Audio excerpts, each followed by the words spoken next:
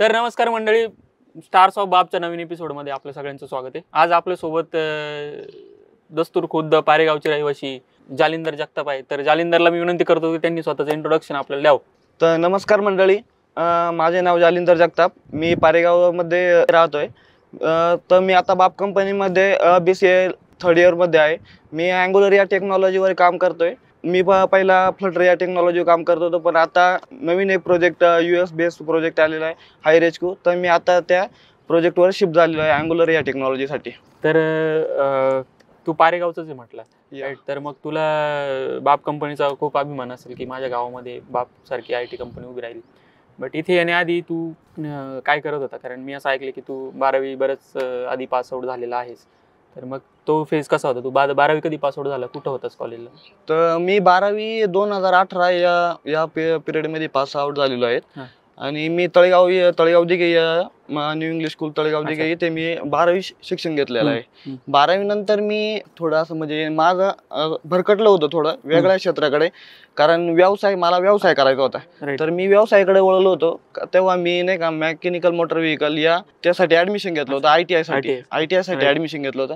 तर मी 2 वर्षाचा हा कोर्स पण कम्प्लीट केलेला आहे. आणि त्यानंतर मग कोर्स कम्प्लीट केल्यानंतर मग मी जसं बाप कंपनीमध्ये आता प्रॅक्टिकल नॉलेज देते, तसं तिथं प्रॅक्टिकल नॉलेज घेण्यासाठी मी एका गॅरेजवर काम करत होतो. तर मी 8 महिने गॅरेजवर पण काम केलेलं आहे. तर गॅरेजवर काम केल्यानंतर मग घरचे बोलले की नाही का, तू गॅरेजवर किती दिवस काम करणार? आणि काम खूप हार्ड असतं, कारण गाड्या दररोज खोलणं, हे करणं, स्पेअर पार्ट वगैरे नाही का. नंतर मग विचार केला का मग आपल्याला काहीतरी घरच्यांचं असं चाललं का किती दिवस चालणार असंच नाही का, त्याच्यातून किती तू कष्ट करतोय, असं घरी यायला वेळ होतोय, खूप होतोय, तू किती दिवस असं करणार? मग असंच विचार केला. आणि एक जोडीदार होता, तो बोलला की पुणे या ठिकाणी अपॉर्च्युनिटी आहे ITI साठी. तर मग मी पुणे या ठिकाणी गेलो. महिंद्रामध्ये मी तर 1.5 वर्ष काम केलेले महिंद्रामध्ये. महिंद्रामध्ये कोणत्या डिपार्टमेंटला होतास तू? महिंद्रामध्ये मी क्वालिटी या डिपार्टमेंटला काम करत होतो, CMM मशीन वरती. अच्छा, मग म्हणजे ते काम चांगलं होतं, राईट? म्हणजे जेव्हा जसं तू 12वी नंतर गॅरेजपेक्षा तरी ते गोष्ट तुला चांगली वाटत असेल की पुण्यासारख्या शहरामध्ये मी महिंद्रासारख्या कंपनीमध्ये त्यातल्या त्यात CMM सारख्या डिपार्टमेंटला मी काम करतो. तर मग तुझी परत गावाकडनं येण्याची काय ती प्रोसेस होती? कारण चांगलं काम होतं तुझं, राईट? CMM म्हटलं तरी एक म्हणजे असं म्हणू शकतो की ACत बसून काम होतं, हलकं काम होतं, टेक्नॉलॉजीज होती तिथं पण. तर मग तुला काय कोणत्या गोष्टी अशी मोटिवेट केलं की तू गावाकडं परत यावं, किंवा बाप कंपनीची एंट्री तुझ्या आयुष्यात कशी झाली? नाही, काम तर महिंद्रामध्ये खूप मस्त होतं, भारी होतं एकदम, आणि एकदम कम्फर्टेबल काम होतं. कारण मी दिवसातून माझी 8 घंटे ड्युटी असायची, पण मी दिवसातून 2च तास काम करायचो तिथं. आणि मी एकदम चिल तिथं बसून एकदम राहत होतो. पण मग विषय काय होता का, आपल्या नाही का पगाराचा विषय, मला तेव्हा किती तिथं 17,000 रुपये पेमेंट होतं. 17,000 पेमेंट होतं. पण मग घरचे म्हणणार हे तू करतोय आता, हे ठीक आहे, पण मग ते इन्क्रीमेंट होती का नाही तुझी तिथं? आणि मला नंतर समजलं तिथं का, मी गेल्यानंतर मला 6 महिन्यानंतर समजलं का महिंद्रामध्ये परमनंट करत नाही एम्प्लॉईला. आणि ते परमनंट करताय, पण कोणाला करताय का, जे गावचे रहिवासी आहे, भूमिपुत्र म्हणता येईल त्यांना, तर त्यांना ते पहिल्यांदा हे करतात. आणि जर प्रमोशन जरी झालं असतं तरी तुझं ITI बेसवरती काय प्रमोशन होणार आहे? काय डिप्लोमा किंवा इंजिनिअरिंग जर तुझं असतं तर तू वरच्या पोस्टला कदाचित गेला असतं. मग जेव्हा बाप कंपनीबद्दल तुला कळालं की आपल्या गावामध्ये अशी कंपनी तयार होती, तर तुझं माइंड कसं होतं की IT बद्दल काही माहिती होती का, किंवा काय होतंय काय नाही, असं काही चलबिचल बरीचशी झाली असेल तुझी निर्णय घेताना? चलबिचल खूप झाली, कारण IT म्हणजे हा विषयच माहित नव्हता. कारण मी ITI केलेला आहे. ITI मध्ये आणि IT मध्ये खूप फरक आहे, डिफरंट आहे डायरेक्ट. मग तेव्हा बोलले मला इथं गावात म्हणजे मळ्यातून फोन आला, म्हणजे माझा भाऊच येतो, त्याचा फोन आला, म्हणे अरे आपल्या गावात एक बाप कंपनी म्हणून तयार होती. पण मी काय पहिल्यांदा विश्वास ठेवला नाही. म्हणलं होती तर ठीक आहे, म्हणलं काय आपलं काय करायचं आता, आपण इथं ओके, म्हणलं काय चाललंय. पण मग कंपनीचं काम चालू झालं. नंतर कंपनीचे व्हिडिओ पाडायला लागले. नंतर मग गावातून मग नाही का बरेच लोक बोलायला लागले का US ला. पण मी राव सरांना काय ओळखत नव्हतो. मी गावचाच आहे, राव सर गावचेच आहे, पण मी ओळखत नव्हतो, कारण त्यांचा काही संपर्कच नव्हता इकडे, बघितलं पण नव्हतं. मग गावातून अशी चर्चा आली का तो अमेरिकेला राहत होता तो मुलगा नाही का, तो इथं गावाकडे आलेला आहे, काहीतरी करणार आहे शेतकऱ्यांच्या मुलांसाठी. मग तेव्हा डोक्यात माइंड मध्ये कुठेतरी क्लिक झालं का आपलं अजून वय गेलेलं नाहीये, आपण कुठेतरी सेट व्हायला पाहिजे. राईट. कुठेतरी सेट आपण जर गेलो किंवा केलं तर आपण कुठेतरी सेट होऊ शकतो. आणि गावातच कंपनी असल्यामुळे तो पण काही आणि प्रॉब्लेम तो पण प्रॉब्लेम नव्हता, कारण माझ्या घरापासून एक दीड किलोमीटर आहे. तर Right. मग त्यानंतर मग मी फोन केला, म्हणलं ठीक आहे, कसं आहे काय तिथं तू विचारपूस कर म्हणलं, आणि त्यानंतर मग सांग मग मला. मग त्याने इथं दीपक सरांना, तेव्हा दीपक नागरे सर होते इथं, त्यांना विचारलं त्याने का सर कसं आहे काय आहे. मग तिने सांगितलं असं आहे, मग मला बोलून घेतलं. मग मी तेव्हा पुण्यालाच होतो. मी तिथं आल्यानंतर मग माझं ऍडमिशन मी काही जास्त विचारपूस केली नाही. मी तिकडून आलो तर मी दीपक सरांची माझ्या वडिलांची पहिली ओळख होती. तर मग त्याच्यानंतर मग माझं ऍडमिशन त्यांच्या घरामध्ये झालंय. ते दीपक सर मला पहिल्यांदा बोलले की कुठे काम करतो काय. मग मी त्यांना सगळं जसं तुम्हाला जसं आता बोललो महिंद्राबद्दल तसं सांगितलं. ते बोलले तू तर एकदम टॅलेंट आहे, काय बा प्रॉब्लेम नाही तुला. म्हणलं टॅलेंट आहे, पण मग सर ते IT बद्दल काही माहित नाही. पण मी IT बद्दल एवढं सर्च करून ठेवलं होतं का IT म्हणजे IT चा फुल फॉर्म काय. मग तिने मला एक क्वेश्चन केला, म्हणजे तुला IT बद्दल काय माहितीये किंवा IT चा फुल फॉर्म सांग म्हणे मला. मग मी लगेच बोललो का इन्फॉर्मेशन टेक्नॉलॉजी. मग दीपक सर खुश झाले नाही का, ते तुला तर जमतंय म्हणे, काय प्रॉब्लेम म्हणे, तू तर करू शकतो म्हणे. मग त्यांच्या ह्या शब्दावरती नाही का मी ऍडमिशन घेतलं. तू करू शकतो म्हणलं, मी करू शकतो, काय प्रॉब्लेम नाही. मग त्यानंतर मी ऍडमिशन घेतलं परत मग पुण्याला निघून गेलो. आता तू जे ते वाक्य बोललो होता की मी करू शकतो, तर तुला आता वाटतं की तू करू शकला की नाही? 100% डेफिनेटली मी 100% करू शकतो IT मध्ये करिअर. मग आता जेव्हा तू फर्स्ट इयरला होता तेव्हा तुझी म्हणजे टेक्नॉलॉजी वाईज कसं तू मगाशी बोलला की मी आता आधी फ्लटर होतो, आता अँग्युलरवरती करतो. मग हे एरिया ऑफ इंटरेस्ट कसं फाइंड आउट केला तू की मग याच्यात करू शकतो, बॅक एंड करू शकतो की फ्रंट एंड करू शकतो? नाही, पहिल्यांदा तर टेक्नॉलॉजी आपल्याला ते डिसाईड करायच्या वेळेस म्हणजे असा म्हणजे मनात विचार केला होता का, म्हणजे आमच्या डोक्यात काय होतं का फ्रेंड सर्कल नाही का, आता पारेगावचेच मुलं होते सगळे. फ्रेंड सर्कल असं होतं का आपल्याला मोबाईल ऍप्लिकेशन डेव्हलपमेंट शिकायचंय, कारण आपण पुढे जाऊन पण काहीतरी करू शकतो, आपलं साईड बाय साईड किंवा काहीतरी करू शकतो. त्यासाठी मग आम्ही फ्लटर ही टेक्नॉलॉजी नवीनच ट्रेंडिंगला आहे, आता नवीनच आहे आणि ती मार्केटमध्ये बूम करणारी सगळ्यांनाच माहिती आहे. तर मग मी फ्लटर या टेक्नॉलॉजीवर, कारण ते असं नव्हतं कंपल्शन का तू याच टेक्नॉलॉजी कर त्याच टेक्नॉलॉजी कर, बाप कंपनी इथं काय असं काही नव्हतं. मग राव सर बोलले का तुम्हाला ज्याच्यात आवड आहे त्याच्यात तुम्ही करिअर करा किंवा ती टेक्नॉलॉजी चूज करा. मग आम्ही सगळ्यांनी विचार केला, फ्रेंड सर्कल. मग ते सगळे बोलले का आपण फ्लटर या टेक्नॉलॉजी. मग फ्लटरमध्ये मी जवळपास 1.5 वर्ष फ्लटर या टेक्नॉलॉजीवर काम केलंय, आणि ते पण प्रोजेक्टसाठी पण काम केलेलं आहे, इंटरनल प्रोजेक्टसाठी पण, इंटरनॅशनल प्रोजेक्ट जे आहे क्लायंटचे त्यांच्यासाठी पण काम केलेलं आहे. आणि आतापर्यंत म्हणजे मी फ्लटर 100% करतोय डायरेक्ट. घरी कसं रुटीन असतं तुझं? आता समजा तू जर गावातलाच आहे तर एकंदरीत रुटीन कसं असतं घरी सकाळी उठल्यापासून संध्याकाळपर्यंत?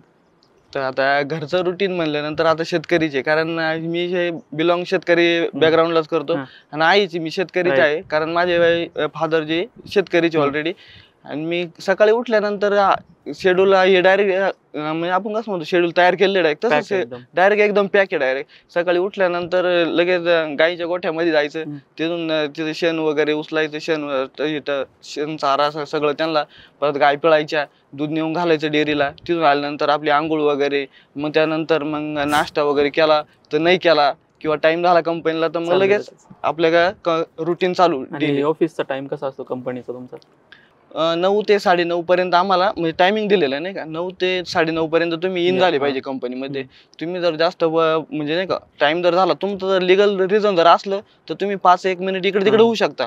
पण मग जर रिझन जर म्हणजे व्हॅलिड जर नसेल तर तुम्हाला मग नाही का फाईन भरावा लागतो, किंवा मग ते रूल्स रेग्युलेशन एकदम स्ट्रिक्ट आहे आणि चांगले आहे. आणि जेव्हा समजा घरी जायची वेळ असते तेव्हा जर तुझं घर जवळ आहे तर असं कधी होतं की चला आता थोडंसं काहीतरी शिकूया, थोड्या वेळ थांबूयात, ही टेक्नॉलॉजी चांगली आहे, मग असं कधी तुम्ही थांबता का लेट नाईट? हो, असं लय वेळेस झालेलं आहे का, लय वेळेस म्हणजे बऱ्याचदा, म्हणजे आता पण होतंय, कारण माझं घर 1.5 किलोमीटर आहे. मग आम्ही असा विचार करतो का नाही का बाकीच्या मुलांना जायला अर्धा तास लागणार, तर आपण इथं अर्धा तास थांबून काहीतरी नवीन टेक्नॉलॉजी किंवा नवीन काहीतरी व्हिडिओ नाही का, नवीन पॉडकास्ट बघू काय. किंवा आता सध्या आता आम्ही असं चालू केलेलं आहे का ग्रुपमध्ये का दररोज संध्याकाळी जाताना 5:30 ते 6 पर्यंत अर्धा तास कुठली तरी नाही का पॉडकास्ट बघायची, कंपनी बद्दल इंटरव्ह्यू कसा देत आहे, परत दुसऱ्यांचे नाही का मत, TCS विप्रो या आता ते युट्यूब वरती आपल्याला बघायला भेटतात. ते मग आम्ही ते रुटीन चालू केलेले आता.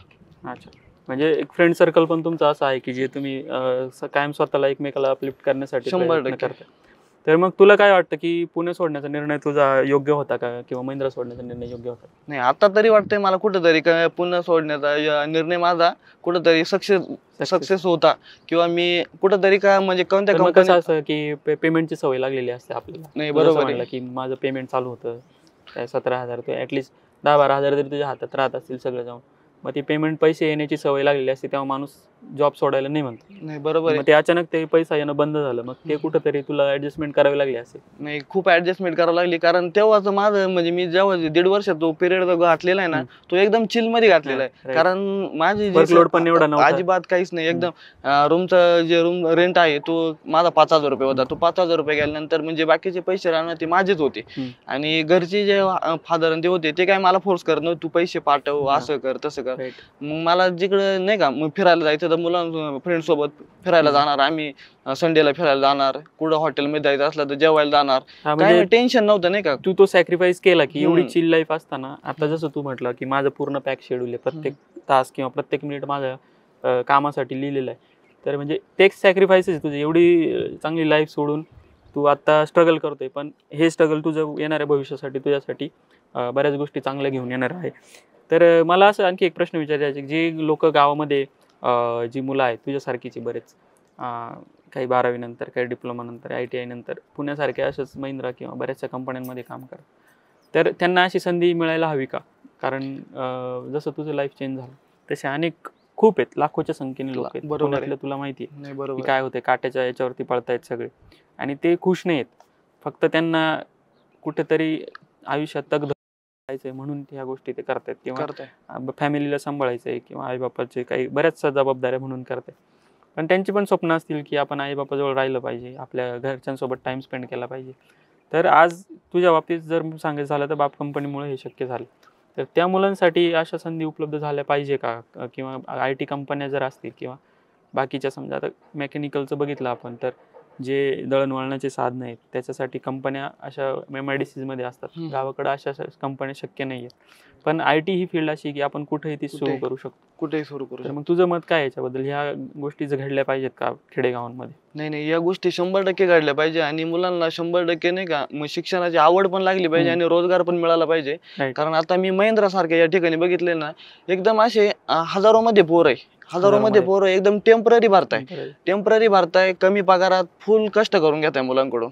त्यांना त्याचा काहीच बेनिफिट नाही, PF वगैरे काहीच नाही. जे परमनंट आहे ना त्यांना बेनिफिट आहे त्याचा, त्यांना PF वगैरे भेटतोय. पण जे आमच्यासारखे जे आता रोजगार आहे ना, ज्यांना गरज आहे भाऊ नाही का, घरची परिस्थिती नाजूक आहे, ते मग आई वडील काय म्हणा तू जा तिकडे काहीतरी कर, मग ठीक आहे. ते मुलं जर करताय ना त्यांच्यासाठी ना 100% अशा ना म्हणजे नाही का सुविधा उपलब्ध झाल्या पाहिजे. आणि राव सरांनी हा निर्णय जो घेतलेला आहे ना तो एकदम अतिउत्तम आहे. आता जर गावातला विचार केला तर पारेगाव मधले किती लोकांना रोजगार उपलब्ध झालाय बाप कंपनीमध्ये? बाप कंपनीमध्ये जवळपास 50 ते 60 इथं एम्प्लॉई. ग्रेट. 50 ते 60 काम करताय. हे झालं फक्त पारेगावच्या संदर्भातलं. जर आपण आजूबाजूचे समजा पूर्ण बाप कंपनीचा विचार केला तर जवळपास 600च्या घरात हा आकडा जाईल, त्यांना एम्प्लॉयमेंट ह्या घडीला तयार होते. एक कंपनी जर एवढी एम्प्लॉयमेंट आणू शकते, तर मल्टिपल कंपन्या पण ह्या गोष्टी जर झाल्या तर बऱ्याच गोष्टी, जसं मी प्रत्येक व्हिडिओमध्ये बोलतो की डिसेंट्रलायझेशन ऑफ IT हे झालं पाहिजे. कारण IT ही सेंट्रलाइज झाली मेट्रो सिटीजमध्ये, TIT जर बाहेर निघली तर त्या सिटींमधला वरचा भार पण कमी होईल आणि खेडेगावातल्या मुलांना टॅलेंट दाखवण्याची संधी भेटेल. आज काय होते, खेडेगावातल्या मुलांकडे टॅलेंट आहे पण संधी अभावी कुठेतरी ते मागे पडते, किंवा एक म्हणतो आपण एक हे असतं मनामध्ये, भीती असते की मेट्रो सिटीमध्ये कसं जायचं किंवा तिथल्या कसं चॅलेंजेस फेस करायचे. आता जरी तू पुण्यामध्ये होतास तरी तुझी कंपनी प्रॉपर पुण्यामध्ये नव्हती, कदाचित ते खेडेगावातलंच पार्ट आहे महिंद्रा जिथं आहे तो, त्याच्यामुळे तुला ही चॅलेंजेस फेस करणे. पण जेव्हा तुम्ही IT सेक्टरमध्ये जाता तेव्हा तिथलं जी जीवन पद्धती खूप उच्च प्रकारची असते, किंवा आपल्या मुलांना ती सवय नसते खेडेगावातली.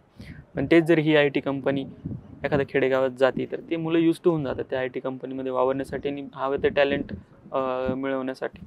आता तुझा प्रवास म्हटलं तर ITI ते IIT सारखी कंपनी असं म्हटलं तरी आपण हरकत नाही. तर अशा गोष्टी घडल्या पाहिजेत खेडेगावांमध्ये, आणि बाप कंपनी हे करते तर आपण सगळ्यांचं स्वागत करूया. आणि आज जालिंदर आपल्यासोबत जॉईन झाला त्याबद्दल मी त्याचे खूप खूप आभार मानतो. धन्यवाद. अशाच एका नवीन एपिसोडमध्ये आपण परत भेटूया. तोपर्यंत जालिंदरला त्याच्या भावी आयुष्यासाठी खूप खूप शुभेच्छा. धन्यवाद. धन्यवाद. थँक्यू.